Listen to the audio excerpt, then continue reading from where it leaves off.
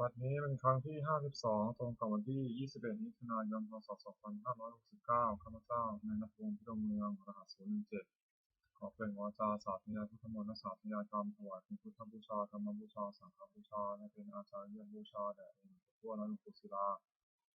ขอเทพเทวดาเจ้าทั้งหลายโปรดลงมาอนุโมทนาในการสวดสาธยายของข้าพเจ้านี้ขออนุภาพคุณพระรัตนตรัยครูบาอาจารย์เทพเทวดาทั้งหลายโปรดทรงบันดาลให้จิตของข้าพเจ้าเป็นสมาธิอันควรแก่การสวดสาธยายมาต่อไปอะระหังสัมมาสัมพุทโธภะคะวาพุทธังภะคะวันตังอภิวาเทมิสวากขาโตภะคะวตาธัมโมธัมมังนัมสสามิสุปฏิปันโนภะคะวะโตสาวกสังโฆสังฆังนะมามิโอโสชุมนุมเทวดาสัมมันตาจักกาวะเรสวัตระคัจฉตุเทวตาสัพพมังมุริยาชัสสะสุนตุสัพพะมุขทังสัพเพกามิจารุเพทิริสิกขารัตเตสัพพิติวิมานีทีเตระเทจักกามิจารุวนาคหะเนเคหะวัติมิเทเตภูมาจายันตุเทวาชาลถาลวิสเมยขันธพนาคาติทันตาสันติเกยมุนิวรวัตนังสาธุมิสุนตุธรรมสวนากาโลอัยมทันตาธรรมสวนากาโลอัยมทันตาธรรมสวนากาโลอัยมทันตาบทสวดนามกาสิกขาถานโมตัสสะภะคะวะโตอะระหะโตสัมมาสัมพุทธัสสะนะโมตัสสะภะคะวะโตอะระหะโตสัมมาสัมพุทธัสสะนะโมตัสสะภะคะวะโตอะระหะโตสัมมาสัมพุทธัสสะบทสวดสัจจะกิริยาคาถานาทิเมสารนังอัญญังพุทโธเมสารนังวรังเอเตนะสัจจวัชเชนะโสติวิมุตติสัพพทานาทิเมสารนังอัญญังธัมโมเมสารนังวรังเอเตนะสัจจวัชเชนะโสติวิมุตติสัพพทานาทิเมสารนังอัญญังสังโฆเมสารนังวรังเอเตนะสัจจวัชเชนะโสติวิมุตติสัพพทาบทสวดมหาสมัยสูตรเอวัมเมสุรานิกังสมัยยังภควาสังเกสุวิหารติกบิโรติสิมหาวเนมหาตาภิกขุสังเชนะสัพพิมุตตะมะเตหิภิกขุสัตถิภิกขุสัตเตหิสัพพิเมวะอรหันเตหิทัสสะหิจาโลกะสัตตุหิเทวตาเยปุยินาสัมมิติตาภติภควตังทัสสะนิยังภิกขุสังฆัจจะอัตโคจตุนังสุทาวาสกายิกานังเทวานังอินทโทเสยังโภภควาสัพพิสุวิหารติกบิโรติสิมหาวเนมหาตาภิกขุสังเชนะสัพพิมุตตะมะเตหิภิกขุสัตเตหิสัพพิเมวะอรหันเตหิทัสสะหิจาโลกะสัตตุหิเทวตาเยปุยินาสัมมิติตาภติภควตังทัสสะนิยังภิกขุสังฆัจจะยานุนัมมะยังปิเยนะภควาเตนะปัสสังกามะยมะปัสสังกามิตวะภควโตสันติปัสเสทะถาทัสสะนิมาติอัตโคตาเทวตาสายตาลีนัมมะภควาปุริโสสัมมัทังวาหังสายะภสายะวังภสายตังวาภหังสัมมิชยะเอวะเมวะสุทธาวาเสสุเมเยสุอัตตระหิตาภควโตปุระโตปาตุระหังสุอัตโคตาเทวตาภควันตังอภิวาเทระวะเอกามันตังอัตถังสุเอกามันตังทิฏฐะโขเอกาเทวตาภควโตสันติมัทังอภัสสิมหาสัมโยปวะสมิงเทวกายาสมังคตาอัตตมหิมังธรรมะสมยังทิตาเยวะอปราชิตาสังฆติอัตโคปราเทวตาภควโตสันติมัทังอภัสสิปตาภิกขวสมาทังสุติตังอัตโนสุขังมังสุสาภิวะเนตังทิฆาหิตวะอิทิยามิมะขันติมัติตาติอัตโคปราเทวตาภควโตสันติมัทังอภัสสิเชตวะคิดังเชตวะบริคันติคิลังอุหัสมะเมชาเตสันติสุขาวิมนาสติมตาสุขันตาสุขันตติ อัตโขปราเทวตาภควตสันติมัทังอภัสสิเยติจิทังสารนังคตาเสนาเจติสันติอปายพุทธายามะสังเสนิวะยังบริบูรณ์สันติติอัตโขภควาภิกขุมันเตสีเยปุยินาทิเวทัสสุโลกาสัตตุสุเทวตาสมิติตาภติตาคตังภริยะภิกขุสังฆัจจะเยปิเตภิกขเวหิสมติธรรมะนังอรหันโตสัมมาสัมพุทธะเตสันติภควันตานังอิตาปรมาเยวะเทวตาสมิติตาหิสมสัยกัจจิเนตังหิเยปิเตภิกขเวปุสันตินะคตามะนังอรหันโตสัมมาสัมพุทธะเตสัมปิภควันตานังอิตาปรมาเยวะเทวตาสมิติตาปุสันติสายกัจจิเนตังหิอาทิสัมมิทิภเวเทวะกายนานามานิทิตาเยสัมมิทิภเวเทวะกายนานามานิเอสิสัมมิทิภเวเทวะกายนานามานิตังสัมปัสสุขมาสิโตถาปัสสิสัมมิติเอวะมุตุโสเตภิกขุภควโตปะตะภะคะวะอิตาภวตะ สิโลกามนุกัสสามิยะถาภูมาตัสสะสิตาเยสิตาคิทัพพลังปะหิตตาสมาหิตาปุติเสอวสานินาโนมหังสาภิสัพพโนโอทาปะเนสาภิทาวิตัสสะนามนาวิราชิโยปะตัสสะยะตวาวะเนกัปปิตวัตเวตะโกอามิสิทธาสาวะเทสิสเนยะเตเทวากายาภิจันตาเตวิชนะธรรมโพเตจัตตะปะมะกรุงสุตวาพุสสะสนังเตสัพพะตุระหูวินามุสสาสนังอเปเกสตามะนะเกสังสังฆปัสสะตะเรนตตังเกสังสนังมุสสานะโสมิเตนะตัมมะตุสาภะคะวะตาหัง ปัจจสัพพังอภิเยยาวะคิดวานะตติมาตะโกอามิสัทธาสาวะเกสุสเนระเตเทวะกายาภิจันตาเตวิชนะธรรมโพโยหังกันิสัมมิทิยะหิตังเนปุปะโส สัตตสังฆสาวะยะถาภูมากัปปิลวัฏวายติมโตชินมัทวานมันนาวันโตยิสิสิโลมัทวนามิตมปุนังสมิงมังชาสังฆสาหิมาวตายะขานันโตนิโนติมโตชินมัท วันวันโตยิสัสสิโนมุทัมมานาภิกขุนังสัมมิวนังสาตากิราติสหัสสายขานันโตนิโนอิมันโตชุติมันโตวันวันโตยิสัสสิโนมุทัมมานาภิกขุนังสัมมิวนังเจเตโสรัสสหัสสายขานันโตนิโนอิมันโตชุติมันโตวันวันโตยิสัสสิโนมุทัมมานาภิก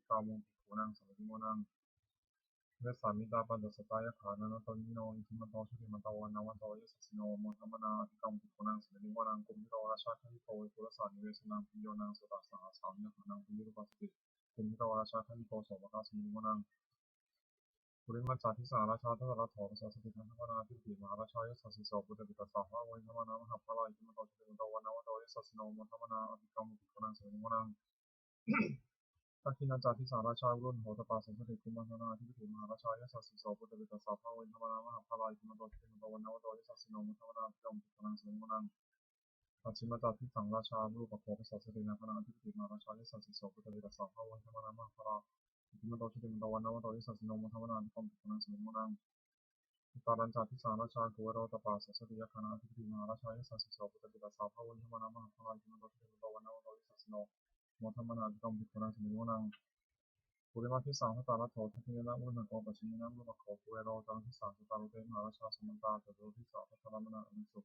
วันเอกบิลวัตถุเตสามายาวิโดหสาคูจันทสถามายาติทุเวทุวิภูจาวิโตสหจันทโนกรรมเสโตจาคินุพันธุนิพันธุจาปนาโทปามันโยจาเทวสโตตมาตริจัตเสโนตคันทโพนารวชาชโนสโพอาภูปัจจสิโพเทวะเทมพโรสุริยวัชสาเอเตตัญญจาราชโนกัตถภาสารัตถิมุธรรมนาภิกขุนังสิวนัง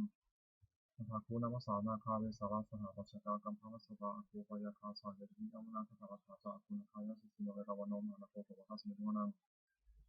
เยนะคาราเชสาสาหะเดติพัทิชาปฏิวิสุทธิจักโขวิหานิสัพเพวนามัชฌปตาติตาสุปนาติติเกสารมังอภัยตถานาคาชนะมัสสีสุปนโตสุนามกาสิโต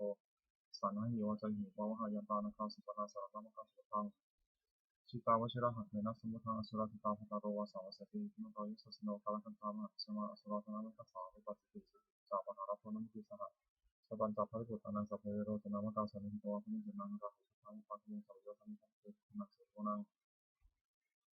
นาโปจะเทวาปฐวิจาเตชวายโยตถาคโมรุณาวรุณาเทวาสมโมจายิสัสสหเมตตากรุณากายิกาเทวายิสัสสิโนทัสสิทัสสะกายาสัพเพนะตอนิโนอิมิโตปิมันตวันนาวตอยิสัสสิโนมัทวนาภิกามิภิกขุนังสลิมุนังเวนทุจเทวาสหริจาสมาจุเวยมาจันสุขิสัตเทวาจันทภคุปริตาสุรสุขิสัตเทวาสุรมคุปริตานะขัตติปุระเทวาติมันทวรังกาวสุนังวาโสเสโตสัพพะคาภุริโททัสเสติทัสสะทากายาสัพเพนะตอนิโนอิมิโตชิติมันตวันนาวตอยิสัสสิโนมัทวนาภิกขุนังสลิมุนังยถาภูสาภูเทวาชารามคิสิขาริวะอนิจกาจโรสัจจะอุมาปุพานิภาสิโนอรุณาสหธรรมจักปิตาจันโชกาสุรยะอิจราภูวะโควะสาวันิสิโนทัสเสเตทัสสะทากายาสัพเพนะตอนิโนอิมิโตชิติมันตวันนาวตอยิสัสสิโนมัทวนาภิกขุนังสลิมุนังสมานามะสมานามนุสามนุสุตมะคิทาปุสิกาภูวะโคมโนปุสิกาถาภูระโยเทวายะจัตตวาสิโนปาระคามหาปาระคาภิเทวายะสัสสิโนทัสเสเตทัสสะทากายาสัพเพนะตอนิโนอิมิโตชิติมันตวันนาวตอยิสัสสิโนมัทวนาภิกขุนังสลิมุนังสุกาการุมหารุณาอคุยทัสสะสหโอทาตะเกหาภาวะภาคุทิวาวิจักนาสัทธามัตังหรักธรรมิสกาจายสัสสิโนธรรมยังอาคาภุชโนวิสาโยสติทัสเสเตทัสสะทากายาสัพเพนะตอนิโนอิมิโตชิติมันตวันนาวตอยิสัสสิโนมัทวนาภิกขุนังสลิมุนังเฮียตุสิตายามากาตะคาจายสัสสิโนสัมภิตานามัสสะจตินามาจันสวานิมานารคินวาโคตะปุปะนิตาทัสเสเตทัสสะทากายาสัพเพนะตอนิโนอิมิโตชิติมันตวันนาวตอยิสัสสิโนมัทวนาภิกขุนังสลิมุนัง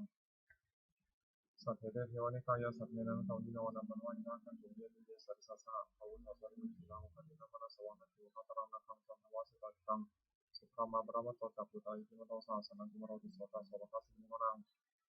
สัสสะธรรมะโลกนังมหาธรรมะทิฏฐิติโสตนะทิฏฐิโตสมาคายโยยิสัสสิโสทัสเสทันสราคูปัจจิกาวาสวัติโนเตสัจจามชโตอาคาหาริโตปาริวาริโตเตจัสสะเพเทเตสินเทเวสัพพะมะเทมราชนาคัมมิปัสสะกานังสัมมิเนสักขานังถามันสารังคินังมัทธมัสสะสมันตังปริวาริถามโมวิสิตังปฏินัง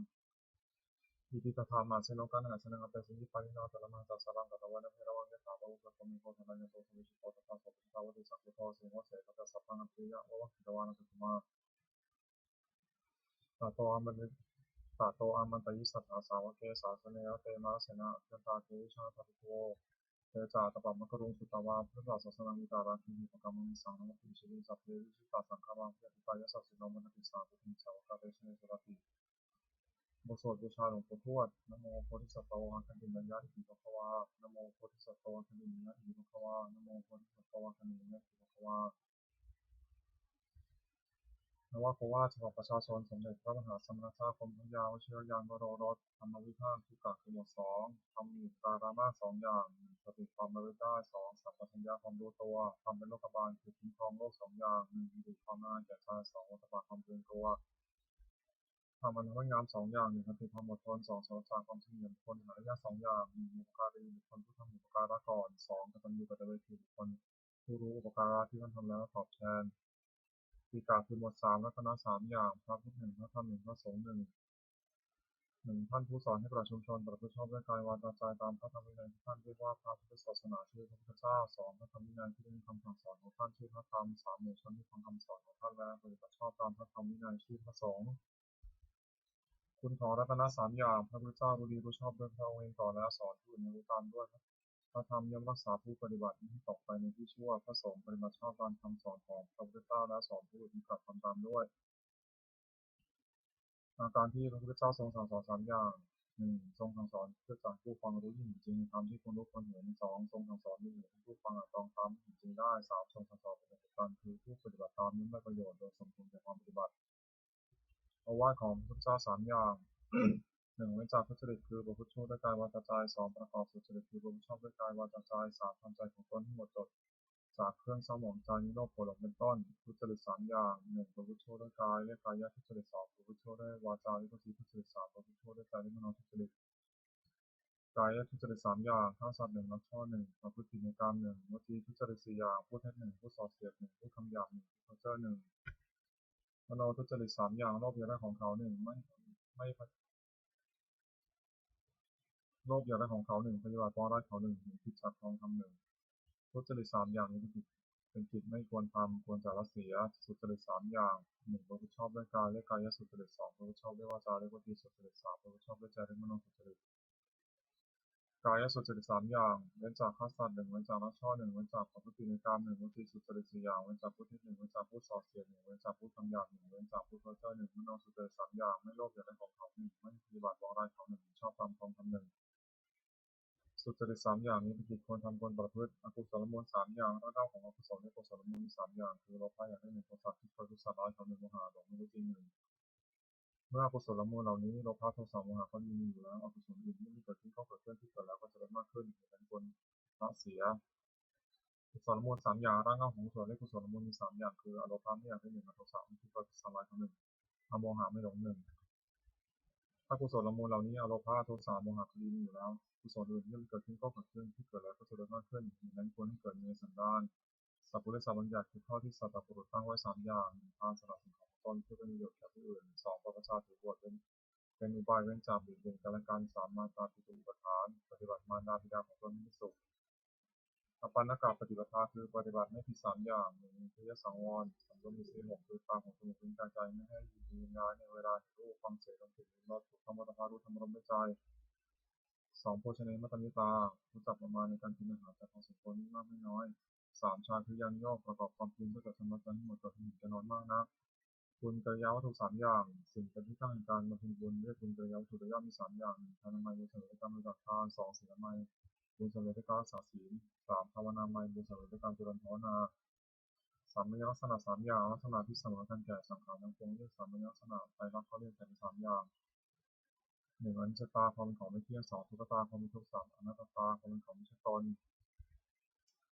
จตุกะคือหมวดสี่วุฒิคือทำเป็นเครื่องเจริญสี่อย่างหนึ่งสัพพุริสังเสวะครบท่านผู้ประพฤติชอบด้วยกายวาจาใจที่เรียกว่าสัตตบุรุษสองสัตตมสวนะฟังคำสอนฟังคำสั่งสอนของท่านโดยเคารพสามโยนิโสมนสิการถูกต้องรู้จักสิ่งอยู่ชั่วโดยวัดที่ชอบสี่ธรรมานุธรรมะปฏิปติประพฤติธรรมสมควรแก่ธรรมซึ่งได้ฟังเห็นแล้วจากสี่หนึ่งปฏิรูปปัตติสาวาสาอยู่ในประเทศอันสมควรสองสัพพะริสุปัสสยะพุทธบุรุษสามอัตตสัมมาปณิที่ตั้งตนไว้ชอบสี่ปุเพกตัมยตาความเป็นผู้ได้ทำความดีไม่ให้ฟังก่อนทำสี่อย่างนี้อยู่ต่อรถนำสู่ความเจริญ อคติสี่หนึ่งลำเอียงเพราะรักใคร่การได้ฉันทะคติสองลำเอียงเพราะไม่ชอบการได้โทสะคติสามลำเอียงเพราะเขาได้โมหะคติสี่ลำเอียงเพราะโกรธและพยาคติสี่ประการนี้ไม่ควรประพฤติอันตรายของภิกษุสามเณรผู้บวชใหม่สี่อย่างหนึ่งอดทนต่อคำสอนไม่ได้คือเบื่อต่อคำสั่งสอนขี้เกียจทำตามสองมีคนเห็นแก่ปากแก่ท้องทำความอยากไม่ได้สามเพลิดเพลินในกามคุณทะยานอยากได้สิ่งที่ยิ่งขึ้นไปสี่รักผู้หญิงภิกษุสามเณรผู้หวังความเจริญแก่ตนควรระวังอย่าให้พลาดสิ่งเหล่านี้ไม่มีได้ประทานคือความเพียรสี่อย่างหนึ่งสังวรประทานที่ระวังไม่ให้บาปเกิดขึ้นในสันดานสองปหานประทานที่ละบาปเกิดขึ้นแล้วสามภาวนาประทานที่ให้กุศลเกิดขึ้นในสันดานสี่อนุรักษณประทานที่รักษากุศลเกิดขึ้นแล้วไม่เสื่อมความเพียรสี่อย่างนี้เป็นความที่ชอบคุณประกอบในตนอธิษฐานธรรมคือธรรมที่คนตั้งไว้ในใจสี่อย่างหนึ่งปัญญารอบรู้สิ่งที่ควรรู้สองสัจจะความจริงใจคือรู้สิ่งใดต้องให้ได้จริงสามจาคะสละสิ่งที่เป็นข้าศึกแก่ความจริงใจสี่อุปสมะสงบใจจากสิ่งที่เป็นข้าศึกแก่ความสงบอิทธิบาทคือคุณเครื่องให้สำเร็จความประสงค์สี่อย่าง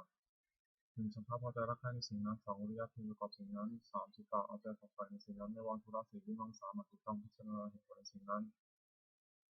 คุณสี่อย่างนี้มีบริบูรณ์แล้วอาชนะบุคคลให้ถึงสิ่งต้องประสงค์ซึ่งไม่เหลือวิสัยควรทำความไม่ประมาทในที่สี่สถานหนึ่งในการละกายทุจริตประพฤติกายสุจริตสองในการละวจีทุจริตประพฤติวจีสุจริตสามในการละมโนทุจริตประพฤติมโนทุจริตสี่ในการละความเห็นผิดทำความเห็นให้ถูกอีกอย่างหนึ่งระวังใจไม่ให้กำหนัดในอารมณ์เป็นที่ตั้งแห่งความกำหนัดสองระวังใจไม่ให้ขัดเคืองในอารมณ์เป็นที่ตั้งแห่งความขัดเคืองสามระวังใจไม่ให้หลงในอารมณ์เป็นที่ตั้งแห่งความหลงสี่ระวังใจไม่ให้มัวเมาในอารมณ์เป็นที่ตั้งแห่งความมัวเมา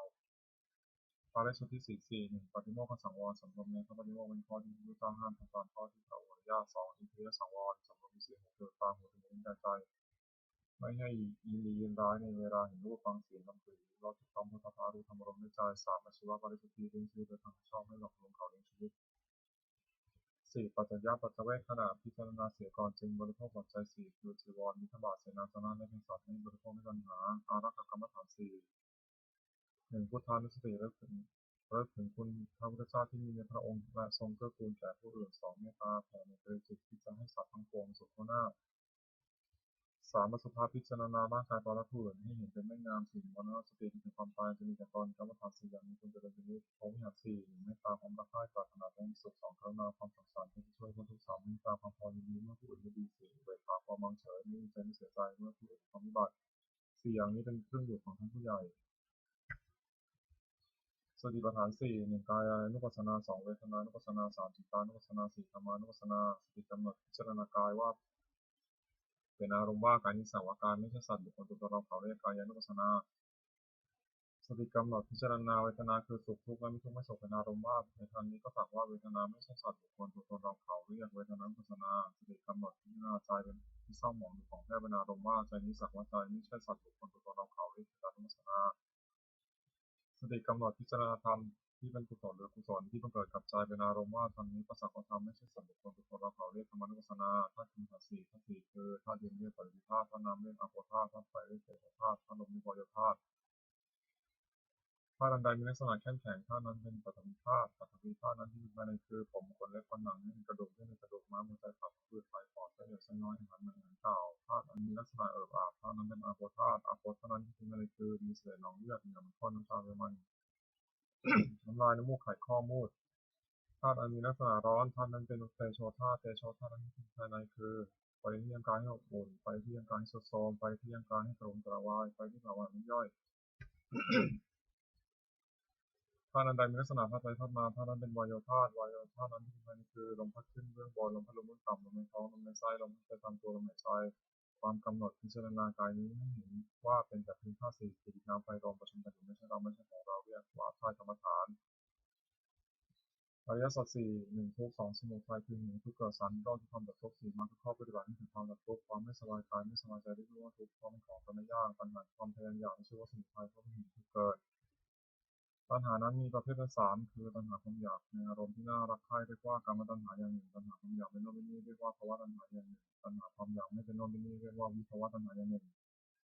ความดับตัณหาได้สิ้นเชิงทุกดับไปหมดในช่วงนิโรธเพราะเป็นความดับทุกปัญญาอันเห็นชอบว่าสิ่งนี้ทุกสิ่งนี้เหตุทุกเกิดสิ่งนี้ทางถึงความดับทุกที่ช่วงมรรคเพราะเป็นข้อปฏิบัติถึงความดับทุกมรรคนั้นมีองค์แปดประการคือปัญญาอันเห็นชอบหนึ่งดำริชอบหนึ่งเจรจาชอบหนึ่งทำการงานชอบหนึ่งเลี้ยงชีวิตชอบหนึ่งทำความดีชอบหนึ่งตั้งสติชอบหนึ่งตั้งใจชอบหนึ่ง ปัญจกะหมวด5อนันตริยกรรม5 1มาทุฆาตฆ่ามารดา2ทุฆาตฆ่าบิดา3อนันตฆาตฆ่าพระอรหันต์4โลหิตอุบาททำร้ายพระพุทธเจ้าจนถึงยังพระโลหิตเน่าขึ้นไป5สังฆเพศยังสงฆ์แตกจากกันกรรม5อย่างนี้เป็นบาปอันหนักที่สุดห้ามสวรรค์ห้ามนิพพานตั้งอยู่ในฐานปราชิกของผู้ถือพระพุทธศาสนาห้ามไม่ทำเด็ดขาดดินหักปัจเจเวก1ควรพิจารณาทุกวันว่าเรามีความแก่เป็นธรรมดาไม่รู้ความแก่ไปได้2ควรพิจารณาทุกวันว่าเรามีความเจ็บเป็นธรรมดาไม่รู้ความเจ็บไปได้3ควรพิจารณาทุกวันว่าเรามีความตายเป็นธรรมดาไม่รู้ความตายไปได้4ควรพิจารณาทุกวันว่าเราต้องพัดพลาดจากของรักของชอบใจทั้งสิ้น5ควรพิจารณาทุกวันว่าเรามีกรรมเป็นของตัวเราทำดีจากได้ดีทำชั่วจากได้ชั่วเวสาระชาติธรรมคือทำความกล้าหาญ5อย่างศรัทธาเชื่อสิ่งที่คุณเชื่อ2ศีลรักษากายวาจาเรียบร้อย3ความสัจจะความเป็นผู้ศึกษามาก4วิริยาลัมภะปารภความเพียร5ปัญญารอบรู้สิ่งที่ควรรู้องค์แห่งภิกษุใหม่5อย่าง1สำรวมในพระปฏิโมกข์เป็นข้อที่พระพุทธเจ้าห้ามทำตามข้อที่ทรงอนุญาต2สำรวมอินทรีย์คือระวังตาหูจมูกลิ้นกายใจไม่ให้ยินร้ายครอบงำได้ในเวลาเห็นรูปด้วยในตาเป็นต้น3ความเป็นคนไม่เอิกกระเริกมีนา4อยู่ในเสนาสนะสงัด5มีความเห็นชอบภิกษุใหม่ตั้งอยู่ในธรรม5อย่างนี้องค์แห่งธรรมะกถึกคือนักเทศน์5อย่าง1แสดงธรรมไปโดยลำดับไม่สามารถที่ขัดความ2อ้างเหตุผลแนะนำให้ผู้ฟังเข้าใจ3ตั้งจิตเมตตาปรารถนาให้เป็นประโยชน์แก่ผู้ฟัง4ไม่แสดงธรรมถึงจะลาภ5ไม่แสดงธรรมกระทบตนและผู้อื่นคือว่าไม่ให้ความเสียดสีผู้อื่นภิกษุผู้ได้ธรรมะกถึกคือตั้งองค์5อย่างนี้ในตนธรรมะสวนานิสงส์การที่2การฟังธรรม5อย่าง1ผู้ฟังธรรมย่อมไม่ฟังสิ่งที่ไม่เคยฟัง2สิ่งใดที่เคยฟังแล้วแต่ไม่เข้าใจชัดย่อมเข้าใจชัด3บรรเทาความสงสัยเสียได้4ทำความเห็นถูกต้องได้5จิตของผู้ฟังนั้นผ่องใส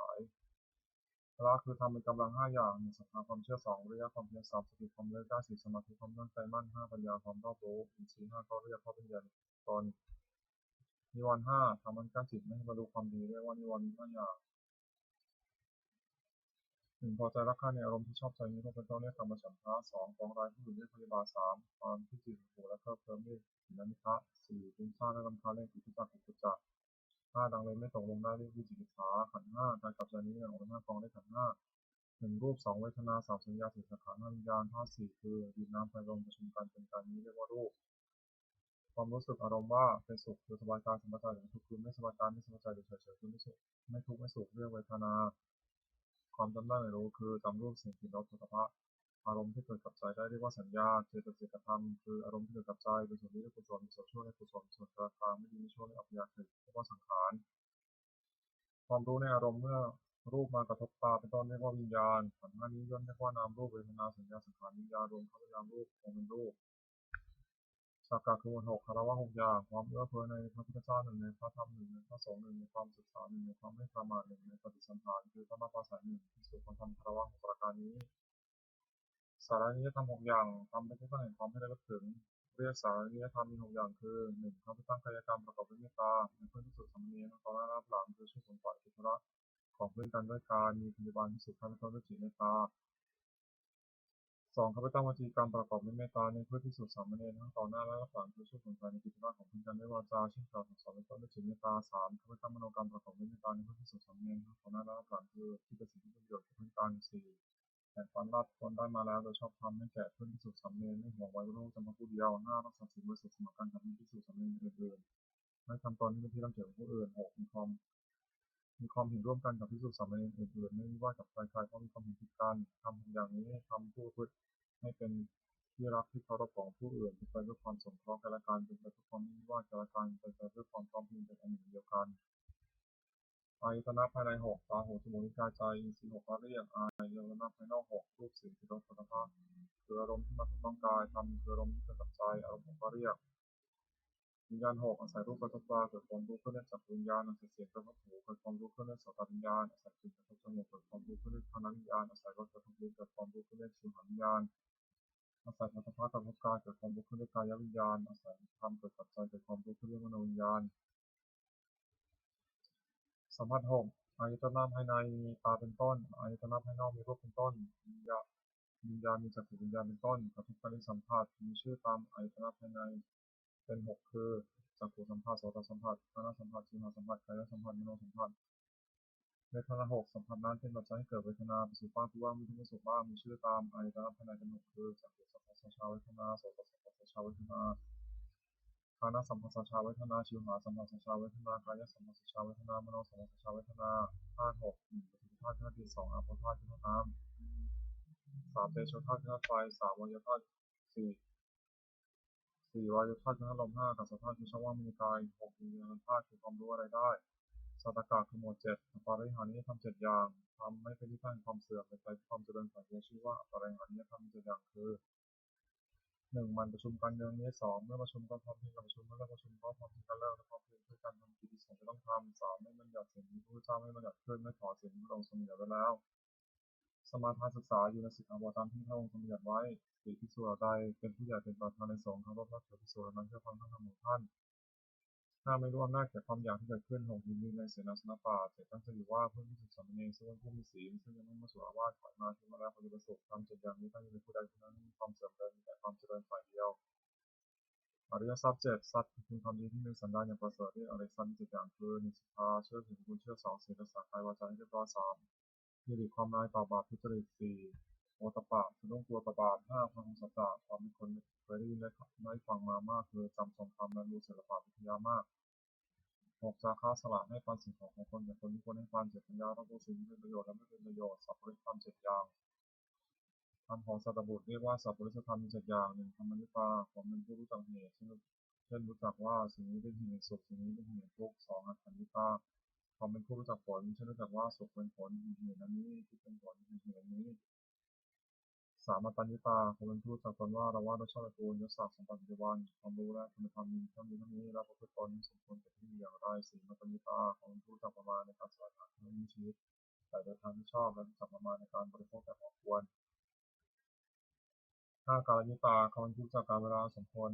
ในอันประกอบกิจนั้นหกปริสัทธิตาคนผู้รู้จักประชุมชนและกิริยาที่ต้องประพฤติต่อประชุมชนนั้นว่าหมู่นี้ต้องเป็นหาจะต้องทำกิริยาอย่างนี้ต้องพูดอย่างนี้ต้นเจ็ดบุคลาภโรวรัญญุตาคนผู้รู้จักบุคคลว่าผู้นี้เป็นคนมีคนพบผู้นี้เป็นคนไม่ดีไม่คนพบเป็นต้นสัตว์วิธรรมอีกเจ็ดอย่างหนึ่งสัตว์บุรุษประกอบด้วยธรรมเจ็ดประการคือมีศรัทธามีธรรมะอัตบาทมีความโกรธบาทเป็นคนที่มีความมากเป็นคนมีความเพียรคนมีจิตมั่นคงคนมีปัญญาสองจะปรึกษาสิ่งใดกับใครๆก็ไม่ปรึกษาเพื่อจะบิดเบือนตนและผู้อื่นสามคิดสิ่งใดก็ไม่คิดเพื่อบิดเบือนตนและผู้อื่นสี่จะพูดสิ่งใดก็ไม่พูดเพื่อจะบิดเบือนตนและผู้อื่นห้าจะทำสิ่งใดก็ไม่ทำเพื่อจะบิดเบือนตนและผู้อื่นหกมีความเห็นชอบมีว่าทำนี้ดีเพื่อช่วยเป็นต้นเจ็ดให้ทานโดยเคารพคือเอื้อเฟื้อแก่ของที่ตัวให้และผู้รับทานนั้นไม่ทำการสูญเสียโพชงเจ็ดหนึ่งสติความเลือกได้สองธรรมะวิจยะความสอดส่องธรรมสามวิริยะความเพียรสี่ปิติความอิ่มใจห้าปัสสัทธิความสงบใจและอารมณ์หกสมาธิความตั้งใจมั่นเจ็ดเปิดขาความวางเฉยเรียกตามประเภทว่าสติสัมโพชฌงค์ไปโดยลำดับจนถึงอุเบกขาสัมโพชฌงค์อัตถกะขมวดแปดโลกธรรมแปดธรรมที่ครอบงำสัตว์โลกอยู่และสัตว์โลกย่อมเป็นไปตามธรรมนั้นเรียกว่าโลกธรรมโลกธรรมนั้นมีแปดอย่างคือนิราชหนึ่งนิราชหนึ่งนิยศหนึ่งนิยศหนึ่งนิพพานหนึ่งเสริฐหนึ่งจุดหนึ่งทุกหนึ่งในโลกธรรมแปดประการนี้อย่างใดหนึ่งเกิดขึ้นควรพิจารณาว่าสิ่งนี้เกิดขึ้นแล้วแก่เราก็แต่ว่ามันไม่ใช่ทุกข์ความแปรปรวนเป็นธรรมดาควรรู้ตามที่เป็นจริงอย่างมันครอบงำจิตได้คืออย่ายินดีในส่วนที่ปรารถนาอย่ายินร้ายในส่วนที่ไม่ปรารถนา ลักษณะตัดสินธรรมวินัยแปดประการทำเหล่าใดเป็นไปเพื่อความกำหนัดย้อมใจหนึ่งเป็นไปเพื่อความประกอบทุกหนึ่งเป็นไปเพื่อความสะสมความเจริญหนึ่งเป็นไปเพื่อความอย่างใดหนึ่งเป็นไปเพื่อความไม่สันโดษยินดีด้วยของมีอยู่คือมีนี่แล้วอยากให้นั่นหนึ่งเป็นไปเพื่อความคุกคีด้วยหมู่คณะหนึ่งเป็นไปเพื่อความเกียรติค้านหนึ่งเป็นไปเพื่อความยุ่งยากหนึ่งทำเหล่านี้พึงรู้ว่าไม่ใช่ธรรมไม่ใช่วินัยไม่ใช่คำสั่งสอนของพระศาสดาทำเหล่าใดเป็นไปเพื่อความคลายกำหนัดหนึ่งเป็นไปเพื่อความปราศจากทุกข์หนึ่งเป็นไปเพื่อความสะสมความเจริญหนึ่งเป็นไปเพื่อความอย่างน้อยหนึ่งเป็นไปเพื่อความสันโดษยินดีด้วยของมีอยู่หนึ่งเป็นไปเพื่อความสงัดจากหมู่หนึ่งเป็นไปเพื่อความเพียรหนึ่งเป็นไปเพื่อความ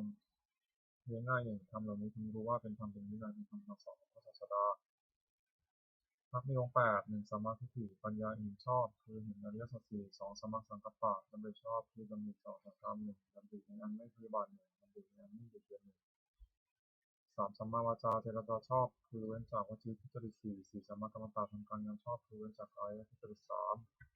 มห้าสัมมาชีวะเลี้ยงชีวิตชอบคือเว้นจากความเลี้ยงชีวิตและทำที่ผิดหกสัมมาวิมัตติชอบคือเพียงในที่สี่สถานเจ็ดสัมมาสติระลึกชอบคือระลึกในสติปัฏฐานทั้งสี่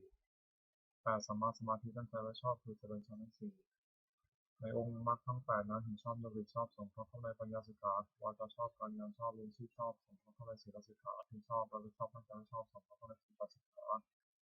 วากาศสมุดเก้ามาละคือมันถึงเก้าอย่างโกรธหนึ่งลบหลู่คือท่านหนึ่งวิชยาหนึ่งการหนึ่งมายาหนึ่งโอนหนึ่งผู้เดียวหนึ่ง ความปรารถนาเราไม่หนุนเลยทัศกะคือหมวดสิบอกุศลกรรมหมวดสิจะเป็นกายกรรมคือทำด้วยกาย3อย่างปาณาติบาต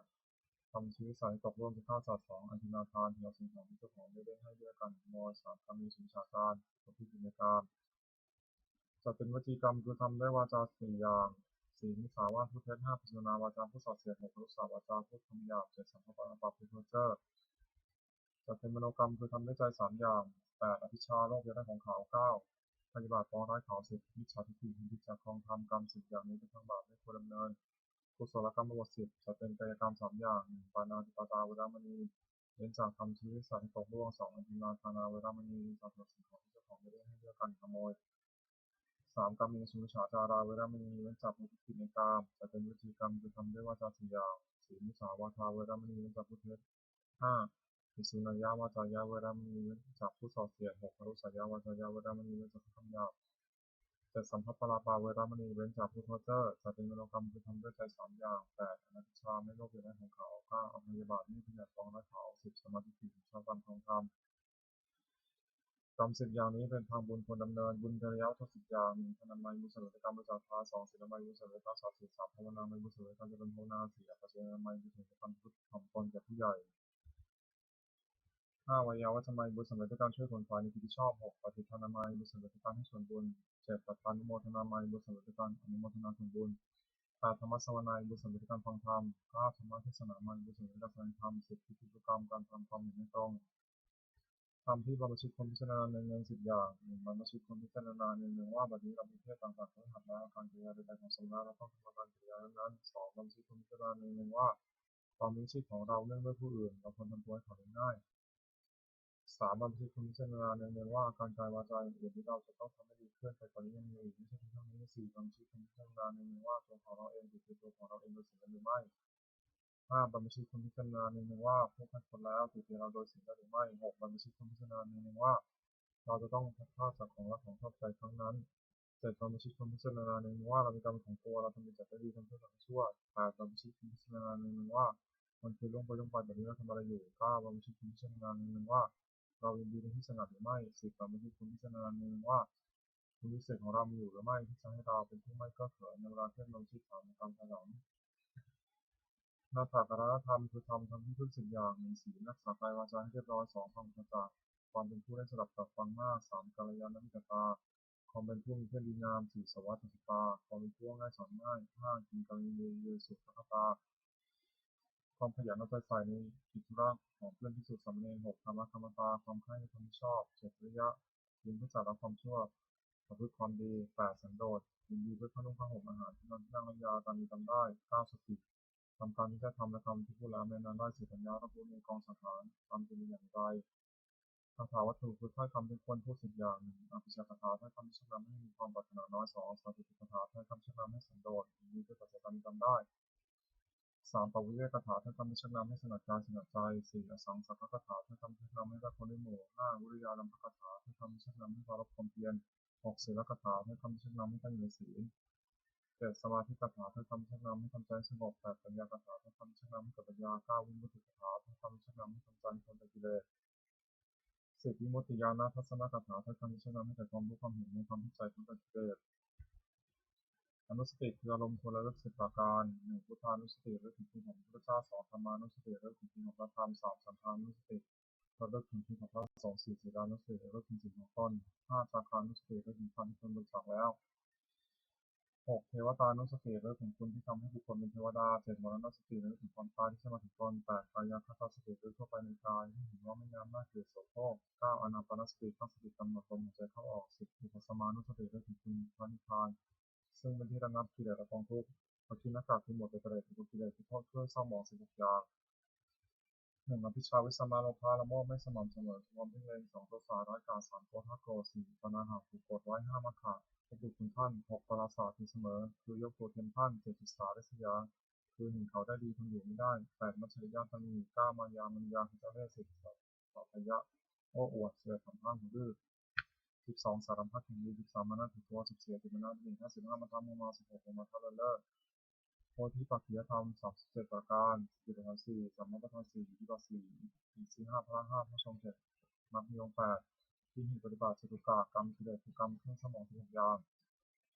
1ปาณาติบาตทำชีวิตสัตว์ตกล่วง2อธินาทานถึงสิ่งของที่เจ้าของไม่ได้ให้ด้วยการขโมย3กรรมมีชูชาจารตกผิดในกรรม4มุสาวาทพูดเท็จกรรม4อย่างนี้นักปราชญ์ไม่สรรเสริญเลย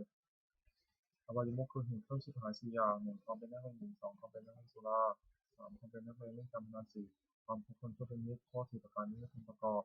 ที่ทำให้กระทำประโยชน์คือประโยชน์ในปัจจุบัน4อย่าง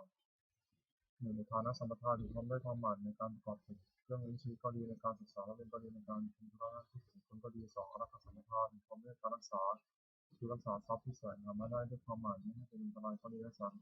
รักษาการงานของตัวไม่ให้เสื่อมเสียไปก็ดี3กัลยาณมิตรตาความมีเพื่อนเป็นคนดีเป็นชั่ว4สมาชีวิตาความเป็นชีวิตตามสมควรแก่กำลังทรัพย์ที่หาได้ไม่ให้เกิดเกินน้ำไม่ให้เพียงไฟน้ำสัมปดายิ่งกระทำประโยชน์ภายหน้า4อย่าง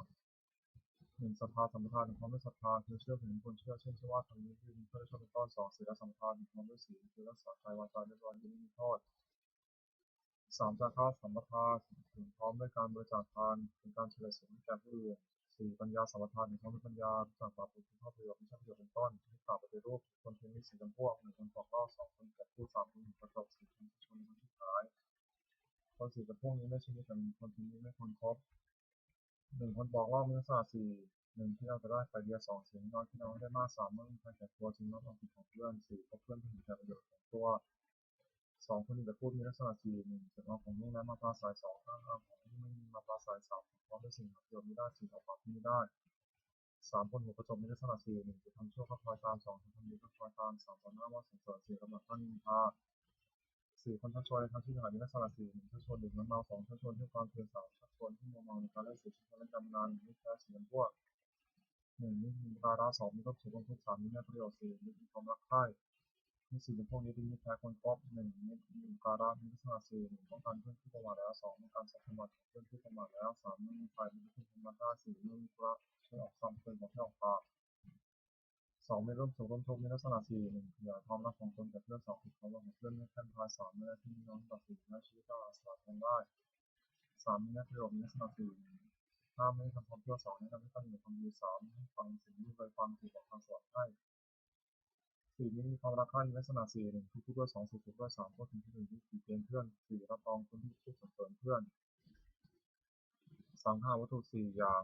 1ค้านให้ความสิ่งของของคนแก่ผู้อื่นคนให้การ2ปิยวาจาเจรจาวาจาที่อ่อนหวาน3นักจริยาประพฤติสิ่งที่เป็นประโยชน์แก่ผู้อื่น4สมานัตตาความเป็นคนมีความเสมอไม่ถือตัวคุณ4อย่างนี้เป็นเครื่องยึดเหนี่ยวใจของผู้อื่นไม่ได้ส่วนของเรื่อง4อย่าง1สุขเกิดจากความมีทรัพย์2สุขเกิดจากการใส่ทรัพย์บริโภค3สุขเกิดจากความไม่ต้องมีหนี้4สุขเกิดจากการประกอบการงานที่ปราศจากโทษความปรารถนาของบุคคลในโลกที่สมหมายในยาก4อย่าง1ขอสมบัติจงเกิดมีแก่เราโดยทางที่ชอบ2ขอยศจงเกิดมีแก่เรากับญาติพวกพ้อง3ขอเราจงรักษาอายุยืนนาน4เมื่อสิ้นชีพแล้วขอเราจงไปบังเกิดในสวรรค์ความเป็นเหตุให้สมหมายมีอยู่4อย่าง1ศรัทธาสัมปทานถึงพร้อมด้วยศรัทธา2ศีลสัมปทานถึงพร้อมด้วยศีล3จาคะสัมปทานถึงพร้อมด้วยจาคะ4ปัญญาสัมปทานถึงพร้อมด้วยปัญญาตระกูลนั้นมั่งคั่งจะตั้งอยู่นานไม่ได้ทอดสถาน4ไม่แสวงหาพัสดุที่หายาก2ไม่บูรณะพัสดุที่ข้ามค่า3ไม่รู้จักประมาณในการบริโภคสมบัติ4ตั้งสติหรือปุถุชนที่เป็นเงินพ่อเรือนทุกหวังจะดำรงตระกูลควรยศสถาน4ประการที่เสียธรรมของคารวะ4มีศรัทธาสัตย์ซื่อแก่กัน2ธรรมะรู้จักข่มจิตของตน3ทันทีของตน4จะฆ่าสละให้คนสิ่งของของคนคนให้ปันปัญจกาประโยชน์เกิดแต่การถือพกทรัพย์5อย่าง1แสวงหาพกทรัพย์ได้ในทางชอบแล้ว1เลี้ยงตัวมารดาบิดาบุตรภรรยาบ่าวไพร่ให้ประสบ2เลี้ยงเพื่อนฝูงให้ประสบ3บำบัดอันตรายที่เกิดจากเหตุต่างๆ4ถึง5อย่างคือกอไก่ยาตพีสงเคราะห์ญาติขอไข่อภิสิทธีต้อนรับแขกขอควายเก็บทรัพย์เป็นตพีทำบุญอุทิศผู้ตายงองูราชพีทำถวายเป็นหลวงมีคำเสียความเป็นต้นจัดจานเทวตาพีทำบุญอุทิศให้เทวดา5บริจาคทานในสำนักพราหมณ์ผู้ชอบศีล5 1ปาณาติปาตาเวรมณีเว้นจากทำชีวิตสัตว์ให้ตกล่วงไป2อธินาทนาเวรมณีเว้นจากถือเอาสิ่ง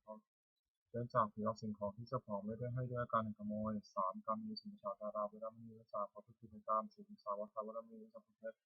5สุราเมรยมัชฌัปปมาสถานาเวรมณีเว้นจากดื่มน้ำเมาคือสุราและเมรัยอันเป็นตั้งความประมาท4 5ประการนี้เพื่อรักษาเป็นนิจมิจฉาวานิจฉาคือการค้าขายไม่ชอบทำ5อย่าง1ค้าขายที่ปราหา2ค้าขายมนุษย์3ค้าขายสัตว์เป็น2กับ5ที่เป็นอาหาร4ค้าขายน้ำมัน5ค้าขายยาพิษการค้าขาย5อย่างนี้เป็นข้อห้ามประสงค์ให้ประกอบ สมบัติของอุปสงค์5ประการ 1. ประกอบด้วยศรัทธา 2. มีศีลบริสุทธิ์ 3. ไม่ถือมงคลตื่นข่าวคือเชื่อกรรมไม่เชื่อมงคล 3. 4. ไม่แสวงหาเหตุบุญนอกพุทธศาสนา 5. ทำเพียงบุญแต่ในพุทธศาสนาอุปสงค์พึงตั้งอยู่ในสมบัติ5ประการและเว้นจากวิบัติ5ประการซึ่งวิปริตจากสมบัตินั้นฉักกะที่6 1. ปุราทิมทิที่เบื้องหน้ามารดาบิดา 2. ทักษิณที่เบื้องขวาอาจารย์ 3. ปัจฉิมทิที่เบื้องหลังบุตรภรรยา 4. อุตตรทิที่เบื้องซ้ายมิตร 5. เหตุทิที่เบื้องต่ำบ่าว 6. อุปริมทิคือที่เบื้องบนสมณพราหมณ์ 1. ปุราทิมทิที่เบื้องหน้ามารดาบิดาบุตรบำรุงด้วยสถาน 5. 1. ท่านได้เลี้ยงมาแล้วเว้นท่านตอบ 2. ทำผิดของท่าน 3. ดำรงวงศกุล 4. ถือตนที่ตนพอรับทรัพย์มรดก 5. เมื่อท่านล่วงลับไปแล้วทำบุญอุทิศให้ท่านมารดาบิดาได้รับบำรุงชนี้แล้วย่อมอนุเคราะห์บุตรในสถาน 5. 1. ห้ามไม่ทำความชั่ว 2. ให้ตั้งอยู่ในความดี 3. ให้ศึกษาศิลปวิทยา 4. ขอภรรยาที่สมควรให้ 5. มอบทรัพย์ให้ในสมัย 2. ทักษิณทิที่เบื้องขวาอาจารย์ 4. พึงบำรุงด้วยสถาน 5. 1. ด้วยลุกขึ้นยืนรับ 2. ด้วยเข้าไปยืนคอยรับใช้ 3. ด้วยเชื่อฟัง 4. ด้วยกระถาง 5. ด้วยศิลปวิทยาเคารพอาจารย์ได้รับบำรุงชนี้แล้วย่อมอนุเคราะห์ 10. ด้วยสถาน 5. 1. แนะนำให้เรียน 1. แนะนำดี 2. ให้เรียนดี 3. บอกศิลปะให้ชื่นเชิงไม่ผิดตามอำพราง 4. ยกย่องให้ปรากฏในเพื่อนฝูง 5. ทำความต้องการในที่ทั้งหลายคือจะไปที่ทางไหนก็ไม่อดอยาก 3. ปัจฉิมทิที่เบื้องหลังภรรยาสามีพึงบำรุงด้วยสถาน 5. 1. ยกย่องนับถือว่าเป็นภรรยา 2. ด้วยไม่ได้หมิ่น 3. ไม่ประพฤติร่วงใจ 4. ให้มอบความเป็นใหญ่ให้ 5. ด้วยให้เครื่องแต่งตัวภรรยาได้รับบำรุงชนี้แล้วย่อมอนุเคราะห์สามีด้วยสถาน 5. 1. จัดการงานดี 2. สอนเขาค่อนข้างถึงของผัวดี 3. ไม่ประพฤติร่วงใจผัว 4. รักษาทรัพย์ที่ผัวหามาได้ไว้ 5. ขยันไม่เกียจคร้านกิจการทั้งปวง 4. อุตตรที่เบื้องซ้ายมิตรกบุตรพึงบำรุงด้วยสถาน 5. 1. ด้วยให้พร 2. ด้วยเจริญให้คำให้เรา 3. ด้วยประโยชน์ 4. ด้วยความเป็นผู้มีตนเสมอ 5. ด้วยไม่แกล้งกล่าวให้พลาดจากความเป็นจริงมีแต่เราบำรุงชนีแล้วย่อมรับเคราะห์กบุตรด้วยสถาน 5. 1. รักษามิตรผู้ประมาทแล้ว 2. รักษาทรัพย์ของมิตรผู้ประมาทแล้ว 3. เมื่อมีภัยมิตรเพิ่มทำนักได้ 4. แม้ที่ย้อนก่อนหน้านับถือตลอดถึงมุมของมิตร 5. เหตุทิที่ต้องตามบานายพึงบำรุงด้วยสถาน 5. 1. ด้วยจัดการงานให้ทำตามสมควรกับกำลัง 2. ด้วยให้อาหารและรางวัล 3. ด้วยรักษาพยาบาลในวันเจ็บไข้ 4. ด้วยแจกของมีรถแต่ประดับนิพิน 5. ด้วยปล่อยในสมัยบ่าวได้รับบำรุงชนีแล้วย่อมรับเคราะห์นายด้วยสถาน 5. 1. ลุกขึ้นทำการงานก่อนนาย 2. เลิกการงานหลังนาย 3. เอาแต่ของที่นายให้ 4. ทำการงานที่ดีขึ้น 5. นำบุญของนายไปสรรเสริญในที่นั้นๆ 6. อุปริมทิที่เบื้องบนสมณพราหมณ์กบุตรพึงบำรุงด้วยสถาน 5. 1. ด้วยกายกรรมคือทำอะไรประกอบด้วยเมตตา 2. ด้วยวจีกรรมคือพูดอะไรประกอบด้วยเมตตา 3. ด้วยมโนกรรมคือคิดอะไรประกอบด้วยเมตตา 4. ด้วยความเป็นผู้ไม่ปิดประตูคือไม่ได้ห้ามเข้าบ้านเรือน 5. ด้วยให้อนุสทานสำหรับพราหมณ์และรับบำรุงชนีแล้วย่อมอนุเคราะห์บุตรด้วยสถาน 6. 1. ห้ามไม่ให้กระทำความชั่ว 2. ให้ตั้งอยู่ในความดี 3. อนุเคราะห์ด้วยน้ำใจงาม 4. ให้ฟังถึงที่เคยฟัง 5. ทำสิ่งที่เคยฟังแล้วให้แจม 6. บอกทางสวรรค์ให้อวัยมุขคือเหตุเครื่องชิบหาย 6. 1. ดื่มน้ำเมา 2. เที่ยวตอนคืน 3. เที่ยวดูการเล่น 4. เล่นการพนัน 5. พวกคนชั่วเป็นมิตร 6. ติดค้าทำการงาน 1. ดื่มน้ำเมามีโทษ 6. 1. เสียทรัพย์ 2. ประกันทะเลาะวิวาท 3. เกิดโรค 4. ต้องติดเตียง 5. ไม่รู้จักอาย 6. ความกำลังปัญญา 2. เที่ยวตอนคืนมีโทษ 6. 1. ชื่อว่าไม่รักษาตัว 2. ชื่อว่าไม่รักษาลูกมือ 3. ชื่อว่าไม่รักษาทรัพย์สมบัติ 4. เป็นที่ระแวงของคนทั้งหลาย 5. มักถูกใส่ความ 6. ได้รับความลำบากมาก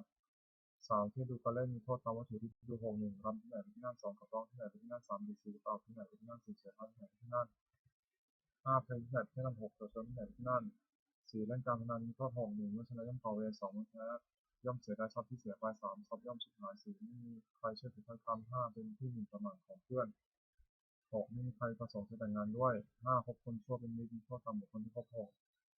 1. นำให้เป็นนักเลงการพนัน 2. นำให้เป็นนักเลงเจ้าชู้ 3. นำให้เป็นนักเลงเหล้า 4. นำให้คนลวงเขาเป็นหกปลอม 5. นำให้เป็นคนลวงเขาซึ่งหน้า 6. นำให้เป็นคนหัวไม้ 6. ติดค้าทำการงานมีโทษ 6. 1. มักให้อ้างว่าหนาวนักและไม่ทำการงาน 2. มักให้อ้างว่าร้อนนักและไม่ทำการงาน 3. มักให้อ้างว่าเวลาเย็นแล้วและไม่ทำการงาน 4. มักให้อ้างว่ายังเช้าอยู่และไม่ทำการงาน 5. มักให้อ้างว่าหิวนักและไม่ทำการงาน 6. มักให้อ้างว่ากระหายนักและไม่ทำการงานผู้หวังความเจริญด้วยโภคทรัพย์นี้เป็นเหตุเครื่องชิบหายของการนี้เสีย ปฏิภาณคาถายาเทวตาสันติวิหาราวาสินีถูกใบทะเลโพธิทะเลแต่หินแต่หินตาธรรมะธานินาพ่อสุบุชตาโสติงกรณิธาวิหารามันทะเลเถราจมชาดมคาสุโธสารามิกาธนาปฏิวสกาคามาเป็นสานิธมาติสาราสปานิพุตาสุจิตาพุทธเตชราพุชายุริจาทัสสัมวาสังเกติพุตาทวโภปาติกานิยนิการธรรมรังอาติจเตสัพพิทุขัสสะโคตุสุขยังอาตุจิรังสตังธรรมโมธรรมธราจะบุคลาสังโฆโตุสมะโควะอัฏฐายะจาหิตายะจาหิรักตุสัมโมสัพพิติธรรมะจาริโนวิธิสัพพะปุเรมาธรรมะอริยปัจจิเต สันนาโหตุสัพเพปิปานิโนพุทธศาสนาสมาทารังพระวชันโตกาลเทวะโสตุวิธิภาวนาสัตนังสมิทังตุเมทิอาตาปิตาตตาชังนิจังรักขิตระกังวังเทนะราชโนปชังรักขุสวัฏฐาเทวตาวิโยชนะคาถาทุกขปตาจิทุกขาพยาปตาจิทุกยาโสกปตาจิโสกังโหตุสัพเพปิปานิโนเอตาวตาธรรมิสัมมตังพุทธสัพพังสัพเพเทวานุโมทิตุสัพพะสัพเพเตสิทธิยาธนังพุทธสัพพยาเสรารักขุสวัฏฐาภาวนาพิทัตังโหตุคัจจุเทวตาคตาสุมังคลคาถาโหตุสัพพังสุมังคลังรักขุสัพพยาตาสัพพะพุทธภาวนาโสติโหตุเรียนตรังโหตุสัพพังสุมังคลังรักขุสัพพยาตาสัพพะธรรมานุภาวนาโสติโหตุเรียนตรังโหตุสัพพังสุมังคลังรักขุสัพพยาตาสัพพะสังฆานุภาวนาโสติโหตุเรียนตรังสัพพิพุทธาพระปัตตาปัจเจกนันเจพลังอหันตานันจาตุชนะรักขะพุทธสัพพโสสัพพิพุทธาพระปัตตาปัจเจกนันเจพลังอหันตานันจาตุชนะรักขะพุทธสัพพโสสัพพิพุทธาพระปัตตาปัจเจกนันเจพลังอหันตานันจาตุชนะรักขะพุทธสัพพโสสัพพิพุทธาพระปัตตาปัจเจกนันเจพลังอหันตานันจาตุชนะรักขะพุทธสัพพโสสัพพิพุทธาพระปัตตาปัจเจกนันเจพลังอหันตานันจาตุชนะรักขะพุทธสัพพโสสัพพิพุทธาพระปัตตาปัจเจกนันเจพลังอหันตานันจาตุชนะรักขะพุทธสัพพโสสัพพิพุทธาพระปัตตาปัจเจกนันเจพลังอหันตานันจาตุชนะรักขะพุทธสัพพโสสัพพิพุทธาพระปัตตาปัจเจกนันเจพลังอหันตานันจาตุชนะรักขะพุทธสัพพโสสัพพิพุทธาพระปัตตาปัจเจกนันเจพลังอหันตานันจาตุชนะรักขะพุทธสัพพโสบทแผ่เมตตาให้ตนเองอาหารสุขิโตโหมิขอให้ข้าพเจ้ามีความสุขอาหารมิทุกโหมิขอให้ข้าพเจ้าปราศจากความทุกข์อาหารเวทโหมิขอให้ข้าพเจ้าปราศจากเวรอาหารปัญญาประชงโหมิขอให้ข้าพเจ้าปราศจากอุปสรรคอันตรายทั้งปวงสุขเดชนางบริหารนี้ขอให้ข้าพเจ้าจงมีความสุขกายสุขใจรักษากายวาจาใจให้พ้นจากความทุกข์ภัยทั้งปวงเถิดบทสวดแผ่เมตตาให้สรรพสัตว์ทั้งหลายสัพเพสัตตาสัตว์ทั้งหลายที่ได้พูดถึงเกิดเจ็บตายด้วยกันทั้งหมดทั้งสิ้นเวลาของตัวชนสุขสุขเถิดอย่าได้มีเวรจากกันและกันเลยอภัยประชาของตัวชนสุขสุขเถิดอย่าได้มีเวรจากกันและกันเลยอันนี้ทางของตัวชนสุขสุขเถิดอย่าได้มีความทุกข์กายทุกใจเลยสุขีและนางบริหารตัวชนมีความสุขกายสุขใจรักษาตนผู้ชายทุกคนสิ้นเทินโปรดแผ่เมตตาอุทิศสัพเพสัตตาสัตว์ของตัวเราสุขชีวิตองค์ปัจจัยทั้งหลายอย่าได้มีเวรจากกันและกันเลยจงผู้ดำรงชีพเกิดขึ้นมาเถิดกตังบุญยังพลังมหาสัพเพโลกีพรติเตปัจจัยทั้งหลายจงได้เสวยผลบุญพระเจ้าได้บำเพ็ญด้วยกายวาจาใจและร่างกายขอที่สองแห่งผลบุญกุศลนี้จงเป็นสาระสิริมงคลแก่ดวงชาติข้าพเจ้าปลอดภัยจากทุกโศกโรคภัยอันตรายทั้งปวงที่มีหาได้สุจริตมั่นคงเป็นสมาชีพชอบธรรมคำว่าไม่มีหยดหยาดยากจนขอให้เป็นหนึ่งข้าพเจ้าขอให้ข้าพเจ้ามีสมาธิจิตตั้งมั่นในคำสอนขององค์สมเด็จสัมมาสัมพุทธเจ้าดำรงอยู่ความดีงามตลอดกาลนานมีทั้งประเทศเทวดาทั้งหลายที่ได้อนุโมทนาสาธุการในกุศลนี้โปรดสิทธิ์ประสาทขอน้ำส่งอนุภาพในมงคลในสิริมงคลผู้ได้ถูกถือมันหายานุกุศลารวมถึงวัตถุมงคลทั้งปวงสับสนอำนวยได้จัดสร้างขึ้นเกิดในพุทธานุภาพเทวานุภาพมีพันธุ์ศักดิ์สิทธิ์อำนวยผลในสิริมงคลแก่ผู้เข้าครองบูชาทุกประการเทอญ